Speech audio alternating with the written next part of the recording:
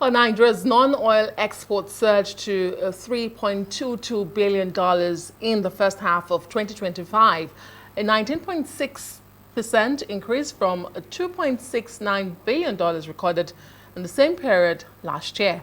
The executive director of the Nigerian Export Promotion Council, Ayeni, revealed this in Abuja, attributing the growth to the renewed hope agenda and rising global demand for Nigerian products.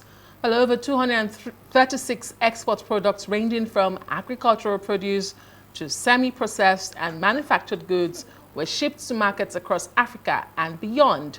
Ayeni says Nigeria's export story is shifting, with value now coming from diverse sectors beyond oil. It is on this note that I'm pleased to inform you that non-oil product exported in the first half of 2025 were valued at $3.225 billion. This shows an increase of 19.59% as against the sum of $2.696 billion recorded for the first half of the year 2024.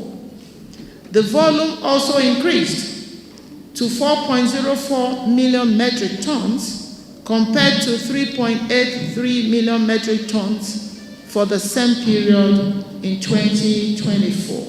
These efforts are in alignment with His Excellency President Bola Ahmed Tinubu's Renew Hope agenda and the policy drive of the Honorable Minister of Industry, Trade and Investment, Dr. Jumoke Oduwole. Right, for more on the growth in Nigerian non-oil exports, we're joined now by Ayeni, Executive Director and CEO, Nigerian Export Promotion Council. Thank you very much for joining us. Ordinarily, I mean, this is cheering news, right? Considering that this is a marked improvement from the previous year. I mean, 2.69 billion in 2024 to 3.22 billion in 2025. I mean, what exactly has changed? What has contributed to this improvement? And of course, I'd like to ask you the question as to why do we continue to export primary goods instead of, having the value addition? Okay, thank you very much for that question. You can see there's been an upward trajectory. There's an increase of 19.59%, $3.22 billion, and that's for first half of the year 2025. Oh, okay. And if you look at 2024, there was a 20.7% increase. Then if you look at first quarter of 2025, there was an increase of 24.7%. So there has been an upward trajectory and the outlook is still positive. Now, what's the reason? Why are we increasing? Of course, the major one is, like we said, the renewed hope agenda of the President Bola Ahmed Tinubu. We have a lot of initiatives, some reforms and initiatives on trade facilitation. And that has also actually helped, and there's a lot of awareness being created on non-oil export for us to diversify economy away from oil to non-oil export. Then you look at the global demand. The global demand of Nigerian products is increasing. Nigeria has over 1,000 agricultural products and derivatives. And any major commodity that is required in the world, we have it in abundance in Nigeria. And then you see, so you can also attribute it to the intervention, the capacity building, working Nigerian Export Promotion Council, working with relevant stakeholders, including our parent ministry. We've been grooming and training these exporters from the farm gate to market access, training them on good agricultural practices. There have been a lot of intervention. So we are bringing a lot of exporters and various people into the export value chain. So you see growing number, especially the women. The women are doing great things. You also have the youth. So the pie is getting bigger, and that also contributes. And of course, we can't really stop without talking about the exporters. Some of our major exporters have done great things despite different headwinds. If you listen to what I said, you see Starlink. Starlink did very well in cocoa. You also have Indorama, you have Dangote. So is a combination of so many things. And again, value addition, that's the last question. Value addition has also contributed. You are beginning to see a lot of value addition to our products. In the past, they used to export raw. And you know, once there's value addition, there's increase in premium pricing, and then that also increased earnings. So all of those, amongst other factors, have helped to increase the volume of non-oil export. And you can see the upward trajectory is increasing and increasing. Thank you. Well, not to start a gender war, but I wonder what the men are doing these days. The women are, you say, the major drivers of this surge. The women are doing fantastically well in sports and everywhere you go. So the men need to wake up. But let me ask you, where are we seeing the strongest demand? You did mention, our reports mentioned Africa and beyond. But I mean, what are the top destinations we are seeing these goods go to? You have virtually all our non-oil export goes across all the world, in America, Oceania, Asia, Africa. But for this first half, Netherlands came first. Then you have US, you have Brazil, you have Vietnam, you have India, and then African continent. We exported to 11 ECOWAS countries.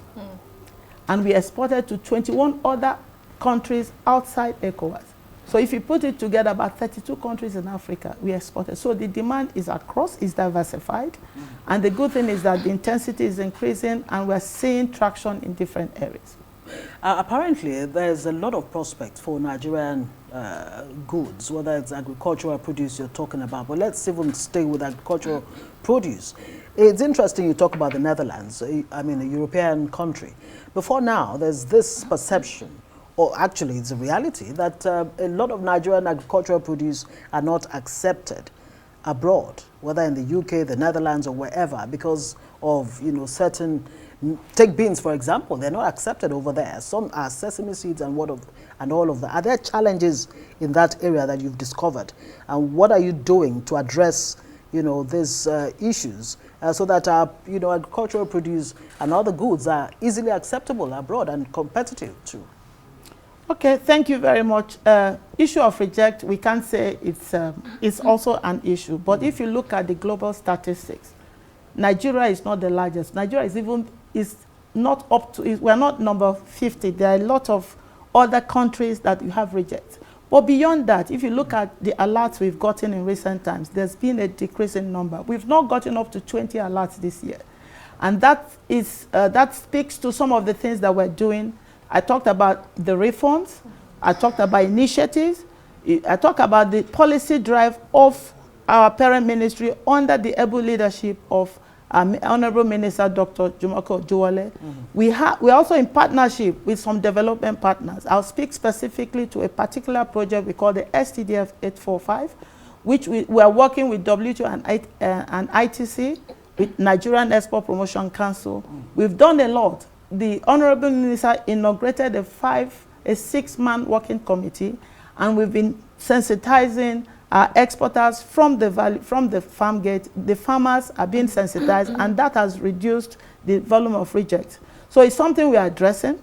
Nigerian Export Promotion Council, working with various stakeholders, and we're addressing it seriously, and we're seeing a massive decrease in the volume of rejects. But I also want to say that Nigeria is not number one. Every country has rejects. Rejects, okay. Yes. Right. It's one thing to export sesame seeds. It's another thing to compete with the likes of Vietnam and Brazil at scale. So in terms of scaling, can Nigerian exporters scale, and what are you doing in that regard? And we're the largest, I mean, producer of sesame, for example. We're one of the largest. Okay, let me also... Yeah. And that's just an example. There are other goods that we are exporting, but I mean, large scale. How are we scaling up? Okay. So let me start by saying sesame, let me pick from sesame. Nigeria controls 40% of sesame market in Japan. Nigeria exports about 20% of our sesame goes to China. Nigeria is exporting sesame to Turkey. And recently we embarked on a mission, trade mission to Turkey. And we visited at least 3 major sesame crushing facilities. We've already made discussions, we've already discussed with them, and we're also discussing with various countries So we are already also talking with farmers. We also gather them in clusters. In Kebbi, in Jigawa, we have clusters. Last year, when I came here, we gave seedlings, sesame seedlings to 400 farmers. And from my report, we've given seedlings to 23,000 farmers. So all of these are things we are doing to scale up, and we are scaling up production, and the volume is increasing based on those productions. Can I just ask you, what's our biggest top 3 agricultural exports that is driving this surge? Top 3. Number 1 is cocoa and cocoa derivatives. Okay. The second is urea and fertilizer. And the third is cashew.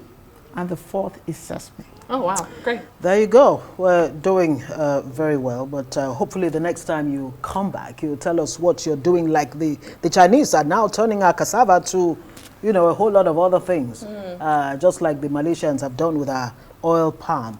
Thank you very much for joining us on Newsnight tonight. Of course, Nonye Ayeni is Executive Director and CEO, Nigerian Export Promotion Council, NEPC. I forgot to ask you, I hope all of these exports, why ginger, for example, has become too expensive in Nigeria. They're not neglecting domestic needs. Yeah, not neglecting us. Yeah. Thank you very much. All right, see you again next time.